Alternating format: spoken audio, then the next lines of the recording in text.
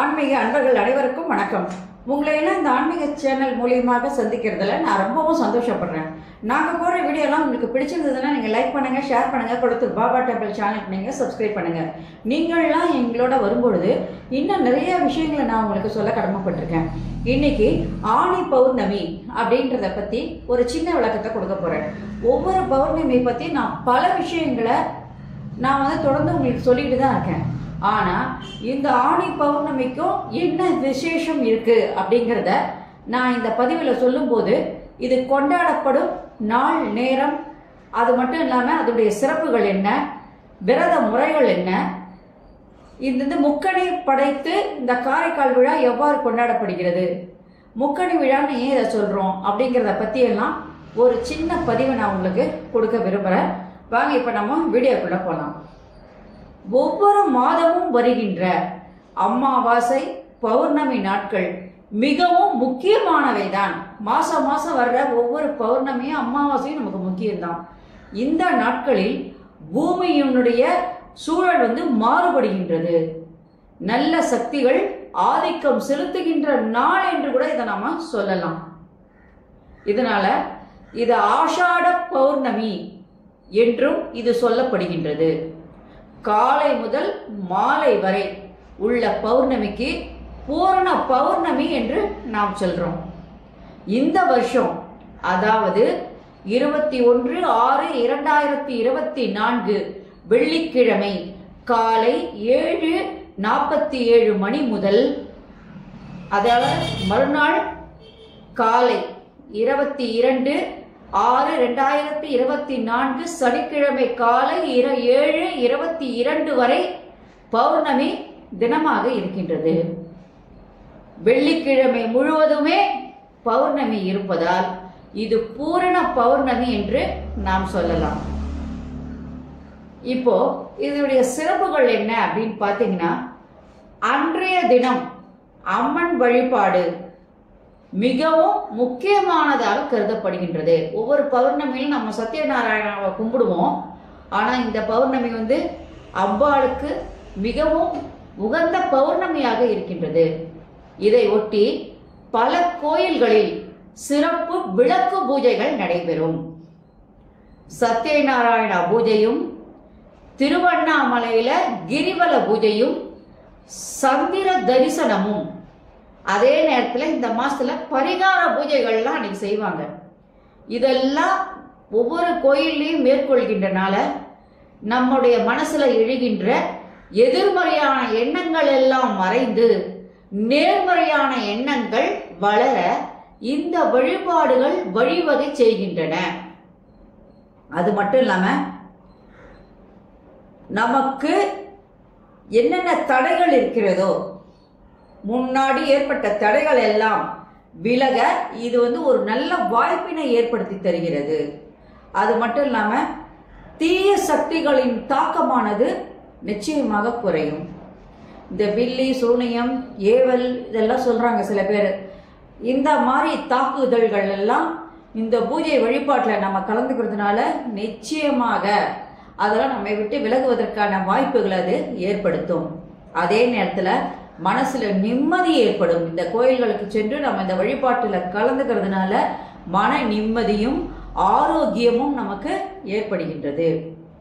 இப்போ விரத முறைன்னு பார்த்தீங்கன்னா, இந்த ஆணி பௌர்ணமி பகல் முழுவதுமே நாம் விரதம் இருக்க வேண்டும். காலை நாம் என்ன பண்ணணும்னா, வைகறை முன்பு துயிலெழ வேண்டும். அன்றைய விரதம் குறித்து நாம் சங்கல்பம் செய்து கொள்ள வேண்டும். காத்தால பூஜை அறையில் நீங்கள் போன உடனே பூஜை அறையெல்லாம் சுத்தம் பண்ணி அங்கே ஒரு நெய் விளக்கு ஏற்றி வச்சு, அதுக்கப்புறம் நம்ம என்ன பண்ணணும், சாமிக்கு ஏதாவது ஒரு பழங்களை படைச்சு அவருக்கு ஒரு பூஜையை செஞ்சுட்டு நேராக கோயிலுக்கு சென்று அன்னைக்கு வழிபாடு செய்யறது ரொம்ப ரொம்ப ரொம்ப நல்லது. ஏதாவது ஒரு வஸ்திரம் வாங்கிட்டு போய் அந்த சிவன் கோயிலில் இருக்கிற சக்திக்கு நீங்கள் கொடுக்கலாம். அது ஒரு ப்ளவுஸ் பீஸாக கூட இருக்கலாம். அது மட்டும் இல்லாமல் வாசனை பொருட்கள் நீங்கள் எதை வேணும்னாலும் அன்னைக்கு சாமிக்கு கொண்டு போய் சாத்தலாம். முக்கியமாக செண்பக பூ கிடைச்சதுன்னா அது ரொம்பவும் உகந்தது அன்னைக்கு.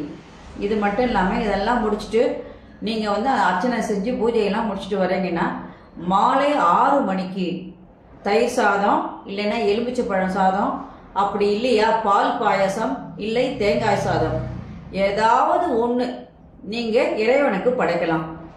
உங்களுக்கு சக்தி அதிகமாக இருந்து இறைவனுக்கு தொண்டு செய்யணும்னு ஆசை இருந்தால் நீங்கள் எல்லாமே கூட செய்யலாம். அதனால அன்னைக்கு இறைவனுக்கு படைச்சதுக்கப்புறம் அதை நம்ம வாங்கி பக்தர்கள் எல்லாருக்கும் என்ன பண்ணணும், அன்னைக்கு அன்னதானம் அந்த கோயிலில் கொடுக்கணும். 6 மணிக்கு அளவில் சந்திரன் வரும்பொழுது அந்த சந்திரனை பூஜித்து இறைவனுக்கு உகந்த பாடல்கள் 108 போற்றிகள் ஸ்லோகங்கள் சொல்லி வழிபாடுகளை நாம் முடிச்சுக்கிறோம். அதே நேரத்தில் நம்ம விரதத்தை நம்ம கைவிடலாம். ஏன்னா அங்கே படைக்கிற சாப்பாட்டை நம்மளும் சாப்பிட்டு அந்த விரதத்தை கைவிடலாம். அன்றைய தினம் கோயிலில் நவகிரகம் இருக்கும் இல்லையா, அந்த சந்திரன் ஒன்று இருக்கும் இல்லையா, சந்திரன் சூரியன் எல்லாம் வச்சிருப்பாங்க, சனீஸ்வரன் எல்லாம். அந்த சந்திரனுக்கு வெண்ணிற வஸ்திரம், அதுக்கு ஒரு வெள்ளை பிளவுஸ் பீஸு, அம்மனுக்கு ஒரு பிளவுஸ் பீஸ் வாங்கிட்டு போய் நீங்கள் கொடுத்தீங்கன்னா அன்னைக்கு மிக மிக மிக உயர்ந்தது உங்களுக்கு. இப்போ கோயிலுக்கு போக முடியல அப்படின்னு சொன்னால் வீட்டில் நீங்கள் என்ன பண்ணலான்னா, உங்களுக்கு அம்மன் படம் இருக்கும், சிவன் பார்வதியோட சேர்ந்த படம் கூட இருக்கும், இல்லை தனியாகவும் சக்தியோட படம் ஏதோ ஒரு படம் வச்சுருப்பீங்க, கருமாரியம்மன் படமோ ஏதோ ஒரு அம்மன் படம் வச்சுருப்பீங்க. அந்த அம்மன் படத்துக்கு ஒரு ஜாக்கெட் பீஸ் வாங்கி சாத்துங்க. அது மட்டும் இல்லாமல் வீட்டில் நீங்கள் என்ன படைக்கிறீங்களோ அதை சாமிகிட்ட வச்சு ஒரு நெய் விளக்கு ஏற்றுங்க. நெய் விளக்கு ஏற்றி நான் முன்னாடி சொன்ன மாதிரி அந்த பக்தி பாடல்கள் ஸ்லோகங்கள் உங்களுக்கு என்னென்ன தெரியுதோ அதெல்லாம் சொல்லி முடிச்சுட்டு நீங்கள் என்ன பண்ணணுன்னா அந்த பிரசாதத்தை எடுத்து சாமிக்கு படையிலிட்டு தேங்காய் பழம் பூ வெத்தலை பாக்கு எல்லாம் வச்சு நீங்கள் தூப தீப ஆராதனைகள்லாம் காட்டுறீங்க. காட்டி முடித்து நீங்கள் ஸ்லோகம்லாம் சொல்லி முடித்து உங்களுடைய அதாவது இறைவன் பக்கத்தில் இருக்கிற எல்லா பக்தியான ஒரு நிகழ்ச்சிகளுக்கும் இது வந்து ஒரு முன்னோடியாக இருக்கிறதுனால உங்களுடைய வழிபாடுகள் எல்லாம் நல்லபடியாக முடிஞ்சதுக்கு அப்புறமா அந்த பிரசாதத்தை கொண்டு போய் 4 பேருக்கு நீங்கள் கொடுங்க. வீட்டில் வந்தவங்களும் சரி, நண்பர்களுக்கோ பக்கத்தில் இருக்கிறவங்களுக்கே அப்புறம் 4 பேருக்கு கொடுத்துட்டு நீங்களும் அந்த பிரசாதத்தை கொஞ்சம் சாப்பிட்டு உங்கள் விரதத்தை நீங்கள் கைவிடலாம். இப்போது இது வந்து ரொம்பவும் நமக்கு நன்மை பயக்கும். இதே நேரத்தில் இப்போ காரைக்காலில் வந்து இந்த விழா எப்படி கொண்டாடப்படுது அப்படின்னு சொன்னீங்கன்னா, முக்கியமாக அன்னைக்கு வந்து நீங்கள் என்ன பண்ணோன்னா முக்கணிகள், மா பலா வாழை, இந்த முக்கணிகளை நீங்கள் சாமிக்கு படையல் போட்டாலே ரொம்ப ரொம்ப உகந்தது. ஏன்னா நான் சொன்ன மாதிரி பாயசமோ எலுமிச்சை பழ சாதம், தயிர் சாதம், இந்த தேங்காய் சாதம் இதெல்லாம் பண்ண முடியலனா கூட பழங்கள் வாங்கிட்டு போய் கோயில்லையும் கொடுக்கலாம், வீட்லேயும் நீங்கள் படையல் போடலாம். அதே நேரத்தில் மாம்பழம் வாங்கி நீங்கள் பூஜை செய்கிறீங்க அப்படின்னு சொன்னால் அது ஏன்னா மாம்பழ சீசன் இது, அதனால் மாம்பழம் கண்டிப்பாக சாமிக்கு வச்சிங்கன்னா அது சிவனுக்கு மிகவும் உகந்ததாக இருக்கும். இப்போ காரைக்காலில் அன்றைய தினம் என்ன பண்ணுவாங்கன்னா சிவபெருமானுக்கு வெட்டிவேர் மாலை தான் சாத்துவாங்க. சாத்தி உமாதேவியோடு இறைவன் கம்பீரமாக உட்கார்ந்து என்ன பண்ணுவார்னா வீதிகள் எல்லாம் வலம் வந்து பக்தர்களுக்கு அருள் பாலித்து கொண்டிருப்பார். அப்போ பக்தர்கள் என்ன பண்ணுவாங்கன்னு கேட்டீங்கன்னா தன்னுடைய 2 கைகளிலும் மாங்கனிகளை வைத்து கொண்டு வேண்டுதல் செய்வார்கள். மாங்கனியை வச்சுக்கிட்டு என்ன பண்ணுவாங்க, அந்த மாங்கனியை வச்சு இறைவன் கிட்ட தன்னுடைய வேண்டுதலை அன்னைக்கு ஒப்புவிப்பாங்க.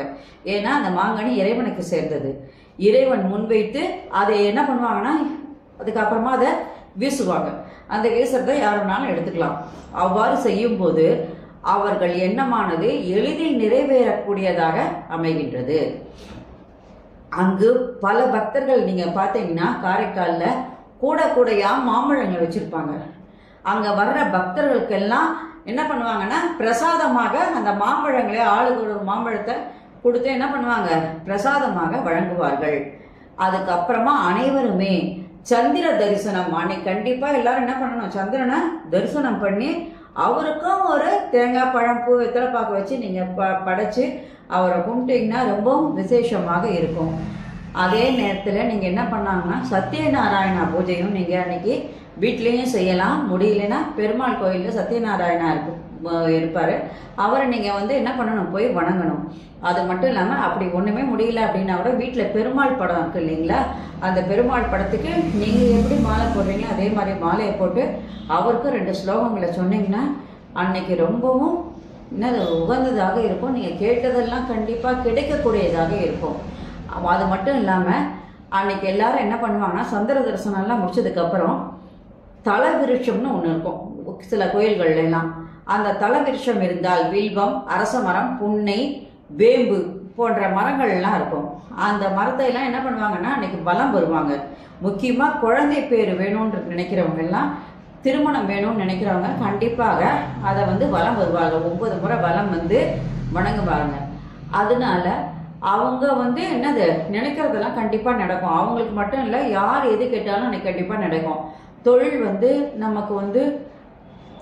நமக்கு மேன்மை அடையவில்லை, தொழிலில் பின்தங்கிய நிலை உள்ளது அப்படின்னு நினைக்கிறவங்க, நோய் ரொம்ப அதிகமாக இருக்குது எங்களுக்கு, அந்த நோயிலேருந்து நாங்கள் விடுபடணும் அப்படின்னு நினைக்கிறவங்க, கடன் தொல்லை அதிகமாக இருக்கும் அதுலேருந்து விடுபடணும்னு நினைக்கிறவங்க, அதே நேரத்தில் குழந்தைங்களுடைய படிப்பு பின்தங்கிய நிலையில் இருக்குது, கொஞ்சம் முன்னேற்றமான பாதைக்கு வரணும் அப்படின்னு சொல்கிறவங்களும், திருமணம் வேணும் அப்படின்னு நினைக்கிறவங்க, திருமண தடை உள்ளவர்களும், அதே நேரத்தில் பிரிந்த தம்பதியினர் இவங்கெல்லாம் ஒன்று சேரணும் அப்படின்னு சொன்னால் இந்த மாதிரி பல விஷயங்களுக்கு இந்த ஆடி பௌர்ணமி மிக மிக மிக உகந்ததாக இருக்கின்றது.